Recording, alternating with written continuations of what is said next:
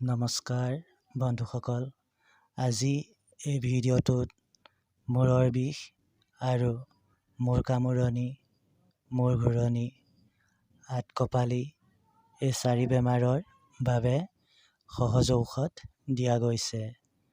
ভিডিঅ'টো সম্পূৰ্ণ শেষলৈকে চাব। এনে ভিডিঅ' সদায় পাবলৈ হ'লে অনলাইন হেল্থ BK চেনেলটো ছাবস্ক্ৰাইব কৰি ল'ব। সাধাৰণতে গভীৰ চিন্তা কৰিলে, মূৰত আঘাত পালে, স্নায়ু দুৰ্বল হ'লে, শৌচ-প্ৰস্ৰাৱ অনিয়মিত হ'লে, ৰক্তচাপ কম বেছি হ'লেও এই বেমাৰটো হয়। এঙাৰ হ'লে আৰু বিভিন্ন ৰোগৰ কাৰণে এনে ৰোগ হয়। খোৱা-বোৱা সময়ত অনিয়মিত হ'লেও এনে ৰোগ হ'ব পাৰে। বন্ধুসকল, এই বেমাৰটো হ'লে কেইটামান লক্ষণে দেখা দিয়ে। কঁকালৰ দুই মূৰত চিৰিঙতি মাৰে, মূৰৰ বিষ হয় আৰু কেতিয়াবা জ্বৰ উঠে আৰু শৰীৰ অৱশ হৈ পৰে। বন্ধুসকল, মূৰ কামোৰণি, মূৰৰ বিষ, আঠকঁপালি আৰু মূৰ ঘূৰণি এইকেইটা বেমাৰৰ ঔষধ প্ৰত্যেকৰে বেলেগ বেলেগকৈ দিয়া গৈছে। ভিডিঅ'টো মন দি চাব। প্ৰথমে মূৰ ঘূৰণি বন ঔষধ দিয়া গৈছে।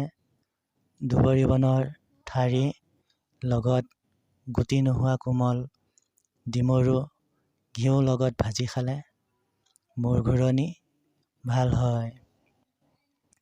আঠকঁপালি এই ৰোগ হ'লে কপালৰ একাষে কামোৰে, চকু আৰু নাকলৈকে বিষ হয়।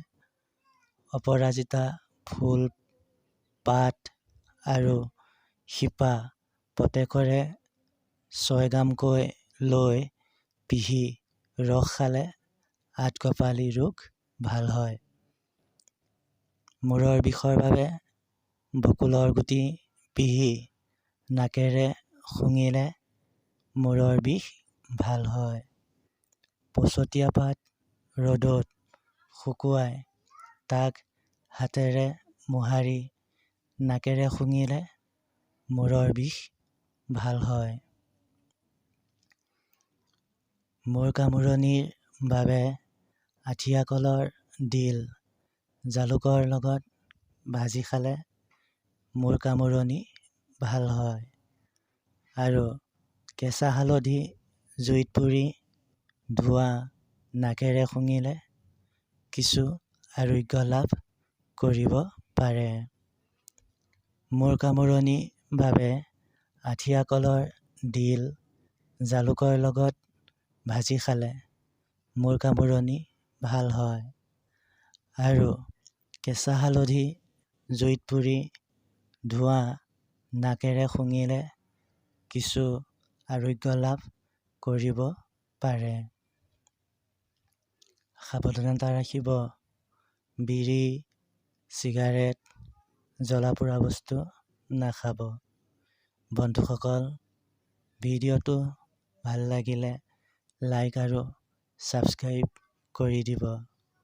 Online health BK।